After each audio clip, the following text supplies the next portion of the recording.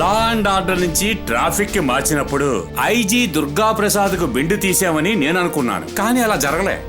6 నెలల్లో నువ్వు ఇంకా రాడ్డు తేలిపోయావు.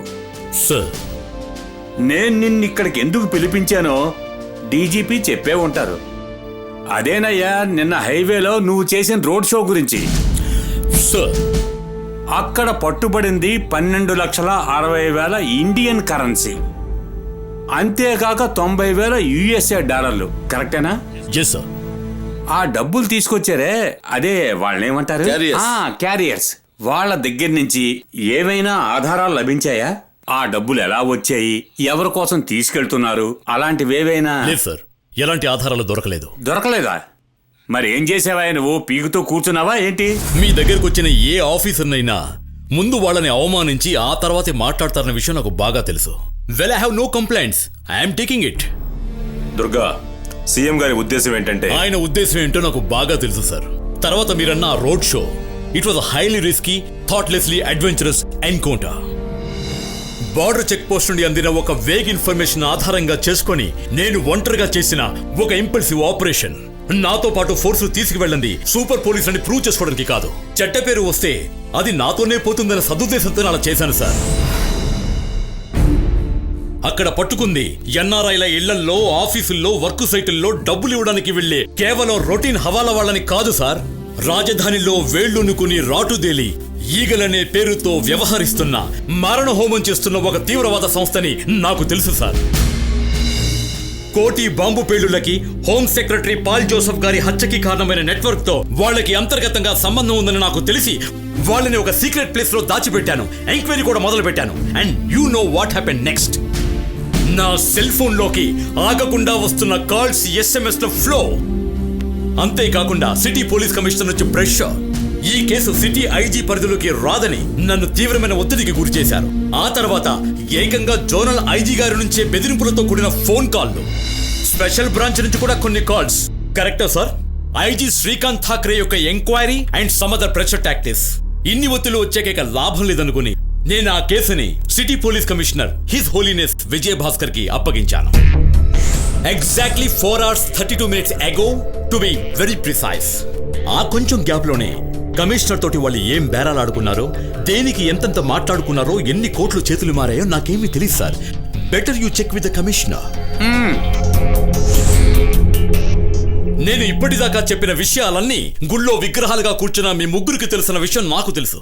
బాగా తెలిసిన విషయం కూడా ఏమీ తెలియనట్టు నటించి కింద అధికారుల నుంచి తెలుసుకోవడం మీ నైజం. దాన్ని నేను తప్పుపట్టడం లేదు. Durga, cool of. నీ ఆవేశం నాకు అర్థమైంది, కానీ నిన్ను పిలిపించింది ఒక ముఖ్యమైన విషయం నీకు చెప్పడానికి. మనం ఏమి నిర్ణయించుకున్నామో నువ్వు కాస్త చెప్పవయ్యా. Yes sir. దుర్గా, కోటిలో బాంబు పేలుళ్లు జరిగాయి. తరువాత హోమ్ సెక్రటరీ హత్య జరిగింది. ఇప్పుడు మన ఆంధ్ర తీవ్రవాదుల అడ్డాగా మారిపోయిందని చెప్పొచ్చు. That is the fact. పొరుగు రాష్ట్రాల్లో లాగా ఇక్కడ ఏటీఎస్ మొదలు పెడుతున్నాం. యాంటీ టెర్రరిస్ట్ స్క్వాడ్ ని ఫామ్ చేయాలని నిర్ణయించుకున్నాం. సీఎం గారు ఈ రోజు ఆ ఫైల్ పై సంతకం చేశారు. నేను డిఐజీ కలిసి నీ పేరుని ఏటీఎస్ టీమ్ కి సజెస్ట్ చేశాం. సార్, దుర్గా, నువ్వు కోరుకున్నట్టు లిమిటేషన్స్, ప్రెజర్స్ లేనటువంటి పవర్ ఇది. అదే ఏటీఎస్. రాష్ట్రంలో రిజిస్టర్ అయినా అన్రిజిస్టర్డ్ అయినా ఏ క్రైమ్ గురించి అయినా నువ్వు విచారించవచ్చు. మిగతా బ్రాంచెస్ నుంచి నువ్వు డీటెయిల్స్ కలెక్ట్ చేసుకోవచ్చు. ఎటువంటి అడ్డంకి ఉండదు. And you will report to me, only to me. వారంలో ఒకరోజు సీఎం గారు, నేను డిఐజీ ఏటీఎస్ పనుల గురించి తెలుసుకుంటాం. You will get a feedback. Is that okay with you?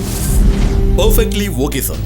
Home secretary murder investigation కి టాప్ ప్రయారిటీ ఇవ్వాలి. దుర్గా, సెక్రటేరియట్ లోకి నేరుగా ప్రవేశించి హోమ్ సెక్రటరీని కాల్చి చంపారంటే వాళ్ళకెంత ధైర్యం ఉండాలి. So unreal. We think it's a inside job.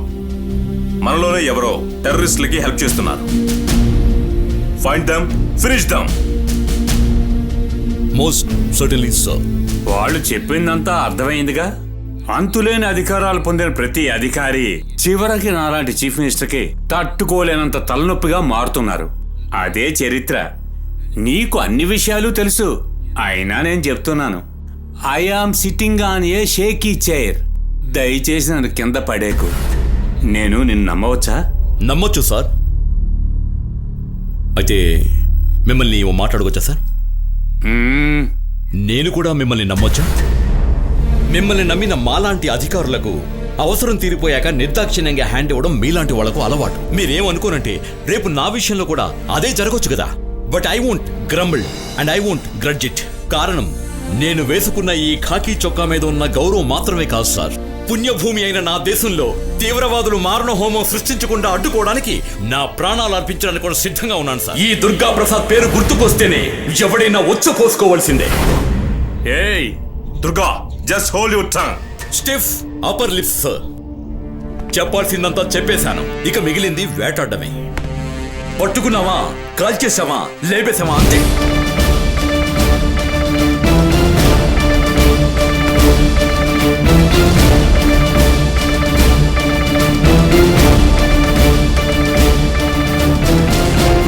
మొండోడు ఎవరి మాట వినడు.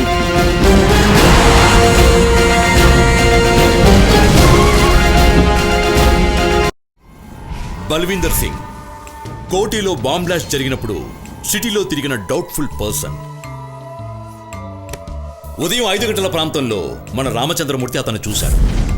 అవును, చూశాను సార్. వాడిని చూడగానే నాకు ఎందుకో డౌట్ వచ్చింది సార్. కానీ passport, pan card, visiting card ఇవన్నీ చూపించేసరికి నేను నమ్మేశాను. ఏ మాత్రం అనుమానం వచ్చినా వాడిని మక్కెలు తీసి బొక్కలో దోసుండేవాడిని. అనుమానం రాదు రామచంద్ర. రొటీన్ పోలీస్ చెకప్ లో చిక్కకుండా ఉండడానికి తగినన్ని జాగ్రత్తలు తీసుకుని బాగా ప్రిపేర్ అయ్యి ఆపరేషన్ పూర్తి చేసిన ఒక మిలిటెంట్. మిమ్మల్ని బాల్తా కొట్టించడానికి వాడు చూపించినవన్నీ ఫేక్ ఐడెంటిటీస్. అలాగే వాడు యూజ్ చేసిన బండి, దాని రిజిస్ట్రేషన్ అన్ని అబద్ధాలే. దొంగ బళ్ళు, సెకండ్ హ్యాండ్ వాహనాలు అమ్మే వాళ్ళ దగ్గర ఆ వెహికల్ వాడుకుని ఉంటాడు. సార్, రాజ్యసభకి మస్కట్ హోటల్కి మధ్యనున్న రోడ్లో ఉదయం 3:30 గంటలకి ఆ కారు వెళ్లడాన్ని మ్యూజియం పోలీస్ స్టేషన్ నుంచి నైట్ పాట్రోలింగ్ వచ్చిన 2 పోలీసులు చూశారు. ఎస్, నేను ఆ స్టేట్మెంట్ చదివాను. It's a very vital information. Assembly దగ్గర కాపలా కాస్తున్న సెక్యూరిటీని విచారించమని నేను ఆల్రెడీ డీజీ గారికి చెప్పాను. సార్, కోటిలో ఉన్న 12 మంది సాక్షులు బల్వీందర్ సింగ్ బండి అక్కడ పార్క్ చేసి ఉంచాడని మాకు ఇన్ఫర్మేషన్ ఇచ్చారు sir. So let's conclude. Koti explosions was a solo performance of the terror. మన దగ్గరున్న ఈ చిత్రాన్ని మిలిటరీ ఇన్వెస్టిగేషన్ కి రాకి నేను ఆల్రెడీ పంపించాను. And they are yet to respond. And the second act, home secretary ఒక మర్డర్. సార్, దానికి సంబంధించిన విచారణ చాలా క్లిష్టమైనది. కమిషనర్ సారు వాటిని డైరెక్ట్ గా బ్లాక్ చేసి ఉంచారు. బేసిక్ ఫోరెన్సిక్ డీటెయిల్స్ దొరకకుండా మనం ఏం చేయగలం? దాని గురించి నువ్వేం కంగారు పడకు సతీష్. ఏటీఎస్ కు కావలసిన అన్ని వివరాలు ఈ ఆఫీస్ కు రావాల్సిందే ఇన్ ఎ మినిట్. ఏదేమైనా హోమ్ సెక్రటరీ ఆఫీస్ ఉండే సెక్రటరియట్ లోకి వెళ్ళి నేను నమ్మలేకపోతున్నాను. ఆ అపనమ్మకం నుంచే కేసును మొదలు పెడదాం, విజయం సాధిద్దాం. రాత్రి 1:35 సీఎం కాన్ఫరెన్స్ పూర్తయింది. మళ్ళీ ఎందుకని పాల్ జోసెఫ్ తిరిగి తన ఆఫీస్కు వెళ్ళాడు. మరీ అంత ముఖ్యమైన పని పాల్ జోసెఫ్ కి ఏమై ఉంటుంది? ఆ సమయంలో ఖచ్చితంగా అతను ఆఫీసులో ఉన్నాడని బాగా తెలిసిన వ్యక్తే అతని హత్య చేసింది.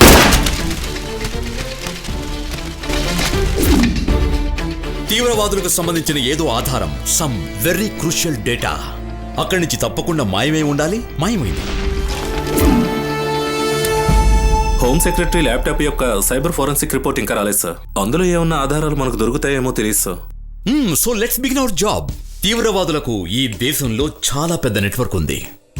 మత తీవ్రవాదం, జిహాద్, అధికారం, వీటితో మోటివేట్ అయ్యి ఇన్స్పైర్ అయ్యి కోట్ల కొద్ది డబ్బును అడ్డదారులు సంపాదించే వాళ్ళు దీని వ్యాపారంగా మలుచుకున్నారు.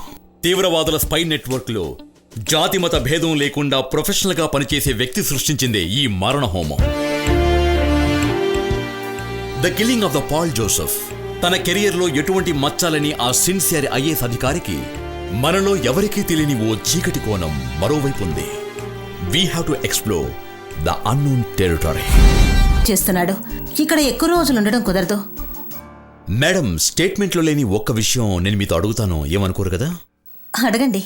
సార్ హత్య కాబడ్డానికి కొద్దిసేపు ముందు అర్ధరాత్రి 1:41 సార్కు మీరు ఫోన్ చేశారు. మేడం,